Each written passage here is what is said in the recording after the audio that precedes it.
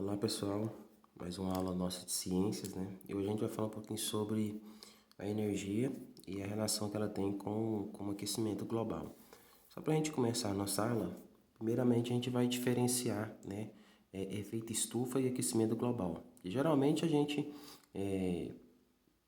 ouve falar, a gente trata as duas como se fosse a mesma coisa, né? E não são, né? São correlacionadas, né? No entanto, tem pequenas diferenças, né? O efeito estufa, ele é um aquecimento natural e essencial que acontece no nosso planeta, né? Com o efeito estufa, a temperatura média hoje do planeta, ela gira em torno de 15 graus Celsius. Se não fosse essa ação, né, se não fosse o efeito estufa, a temperatura média do nosso planeta seria algo em torno dos 18 graus Celsius negativos, né? Então, com essa média de temperatura aqui, várias espécies, né, ou possivelmente, provavelmente todas, não conseguiriam sobreviver. Então, o efeito estufa, ele é um efeito natural e ele é essencial para o nosso planeta. O que está acontecendo? Está acontecendo uma intensificação desordenada desse efeito que está ocasionando o que a gente chama de aquecimento global. Então, o aquecimento global, ele é uma intensificação desordenada, né, do efeito estufa. E esse aquecimento global, ele está acontecendo aos poucos, né? Ele é um processo gradativo que quanto mais globalizado, vamos dizer assim, o mundo se torna, mais esse aquecimento global ele está acontecendo, né? Então, agora que a gente já diferenciou o efeito estufa do aquecimento global, a gente vai falar da relação da energia e do aquecimento global, né? Ou seja, do aquecimento anormal, vamos dizer assim, do superaquecimento anormal do planeta. Qual que é a relação do do aquecimento global e da energia? A fonte de energia mais utilizada no planeta era o carvão, né? E agora a gente está usando outras fontes de derivados do petróleo, gasolina, óleo diesel, querosene, né? E assim por diante. Ou seja, todas essas fontes são combustíveis fósseis, são fontes não renováveis. Então, são fontes de energia não renováveis. E essas fontes de energia são as principais fontes para o acontecimento do aquecimento global, né? A gente tem alguns gases que são emitidos na nossa atmosfera, que esses gases contribuem para o aumento desse aquecimento global, né? O primeiro deles é o gás carbônico. O gás carbônico, né, também o nome científico dele é dióxido de carbono, né? Popularmente conhecido como gás carbônico, representado pela sua fórmula química CO2. Esse gás aqui,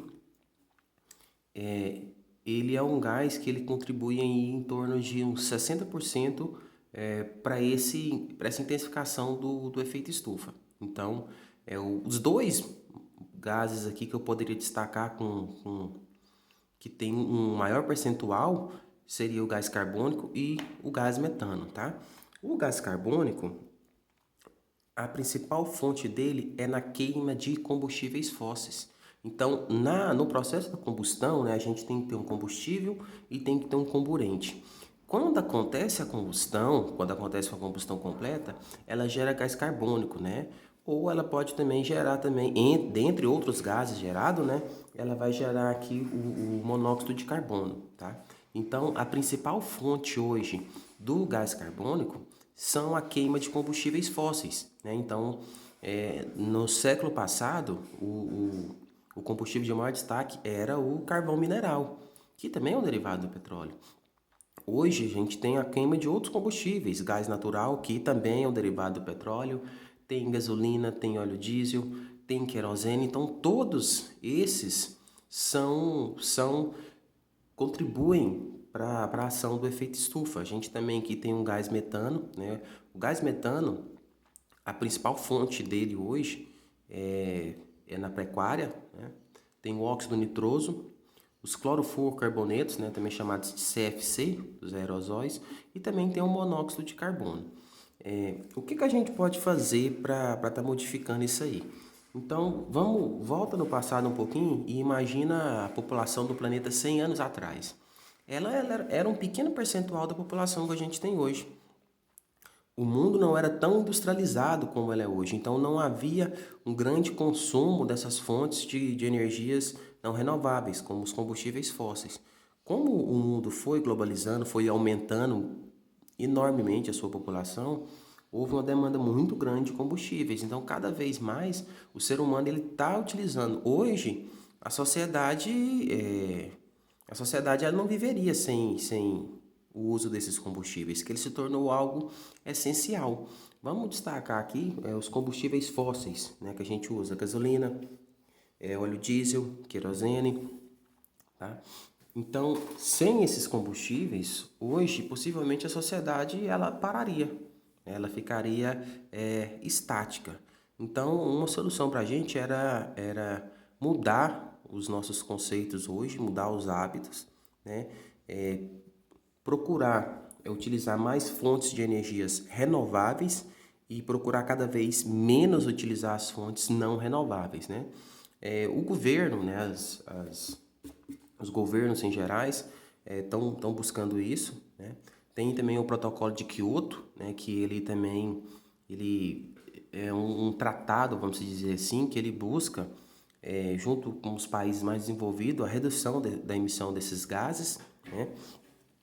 E também aqui, a gente poderia destacar aqui no Brasil também, alguns casos, por exemplo, os veículos. Já há mais de 10 anos, todo veículo fabricado no Brasil, no seu sistema de exaustão, que é o popular escapamento ali, o escapamento faz parte do sistema de exaustão, são obrigados a alguns equipamentos que minimizam a contaminação do ar. Então, são os catalisadores. E os catalisadores, imagina que é uma espécie de um filtro, vamos dizer assim, que os gases da combustão interna do motor passa por esse catalisador e ele reduz um pouco a emissão desses gases de estufa para a atmosfera, né? Um outro exemplo também que a gente pode ver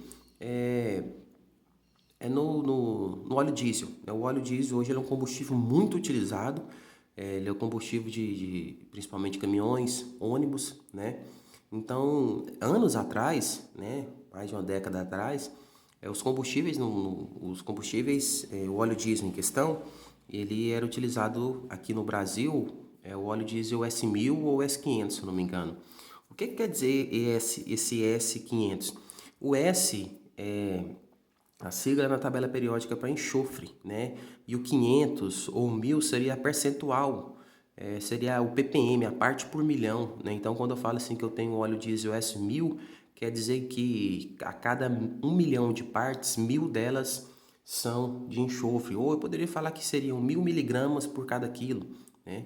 Hoje,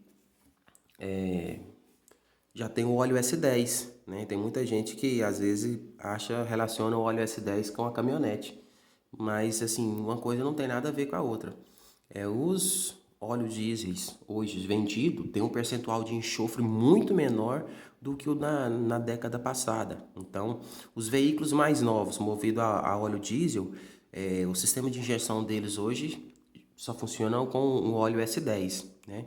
E os postos de gasolina, o óleo diesel comum, que popularmente ele é chamado, se eu não estiver enganado, hoje ele é vendido o óleo diesel S50, que tem um percentual de enxofre maior, né, 5 vezes maior que o S10, no entanto, bem menor do que era vendido aí 10 anos atrás. Então, assim, essas são algumas ações que